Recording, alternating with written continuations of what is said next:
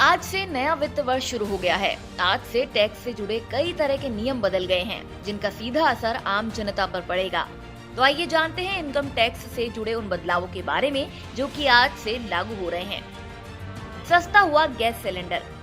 तेल और gas marketing company Indian oil ने एलपीजी सिलेंडर पर 10 रुपए की कटौती की है। नई दरें आज से लागू हो गई हैं। दिल्ली में एलपीजी सिलेंडर के दाम 819 रुपए से घटकर अब 809 रुपए हो गए हैं। महंगा हो गया हवाई किराया।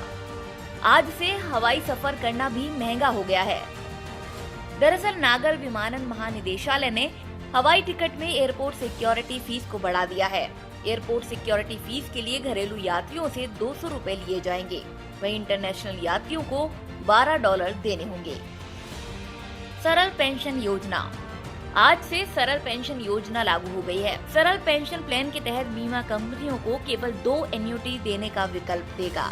इरडा की ओर से जारी दिशा निर्देश में कहा गया है कि सरल पेंशन प्लान के तहत मैच्योरिटी लाभ नहीं मिलेगा। न्यूनतम एन्युटी राशि 1,000 रुपए प्रति माह, 3,000 रुपए प्रति तिमाही, 6,000 रुपए प्रति छमाही या 12,000 रुपए सालाना होगी। बुजुर्गों को नहीं भरना होगा रिटर्न। इस बजट में वित्त मंत्री ने 75 साल से अधिक उम्र के वरिष्ठ नागरिकों को इनकम टैक्स फाइलिंग से राहत देने का ऐलान किया।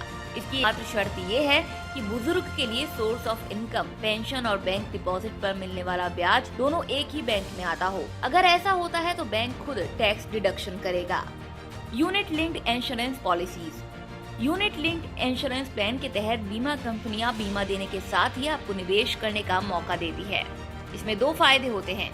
आपको टर्म इंश्योरेंस में मिल जाता है और आपके प्रीमियम का कुछ हिस्सा निवेश कर दिया जाता है।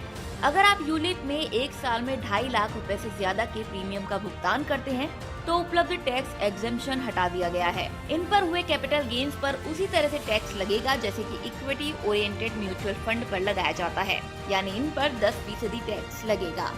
पीएफ टैक्स नियम में बदलाव। 2021-22 के बजट में वित्त मंत्री निर्मला सीतारमण ने कर्मचारियों और नियोक्ताओं द्वारा भविष्य निधि योगदान पर अर्जित टैक्स फ्री ब्याज को 1 वर्ष में अधिकतम 2.5 लाख रुपए कर दिया है। 2.5 लाख रुपए से अधिक के पीएफ में वार्षिक कर्मचारी योगदान के ब्याज पर टैक्स लगेगा।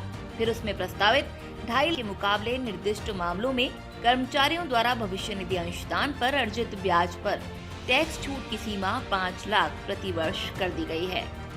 50 करोड़ से अधिक के टर्नओवर पर ई इनवॉइस।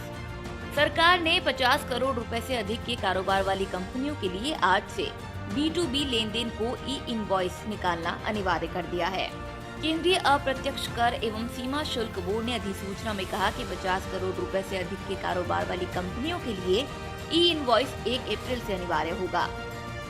पहले से भरा हुआ आयकर रिटर्न फॉर्म। कर्मचारियों की सहूलियत के लिए और आयकर रिटर्न दाखिल करने की प्रक्रिया को आसान बनाने के लिए व्यक्तिगत करदाताओं को अब 1 अप्रैल 2021 से पहले से भरा हुआ रिटर्न फॉर्म उपलब्ध करवाया जाएगा। इससे रिटर्न फाइल करना आसान होगा। ऐसी ही जानकारी और अपडेट्स के लिए VDTV भारत सब्सक्राइब करें और बेल आइकन को दबाना ना भूलें।